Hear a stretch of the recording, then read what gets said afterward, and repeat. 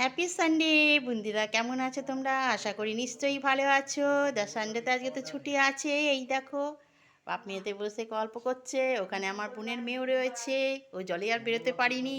চলো, অনেক ভালো খবর একটুখানি, যে জলটা কিছুটা আমার বাড়ি থেকে কালকে রাতের মধ্যে বৃষ্টি না হওয়াতে বেরিয়ে গেছে। এই দেখো এই সিঁড়িটার থেকে একটু নেমেছে।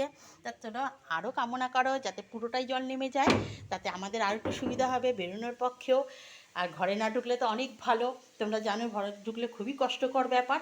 তা চলো আজকে সানডেতে কি মেনু করেছি দেখো। যেহেতু বাড়িতে আছে, জল ঠেঙিয়ে গেছে, কোনো সময় তো যায় না, তা জল ঠেঙিয়ে বলছে যেহেতু আজকে সানডে, এরপরে তো সব নিজেরা থাকবো, কী রান্না করব, কী খাবো, সেই জন্য বেরিয়ে আজকে মাংস নিয়ে এসেছিলো। তা আজকে চিকেন করছি। এই দেখো চিকেনের মশলাটাকে কষছি সব দিয়ে, পেঁয়াজ টমেটো। আমি পেঁয়াজ আবার হালকা মানে আলাদা করে একটু ভাজি, আবার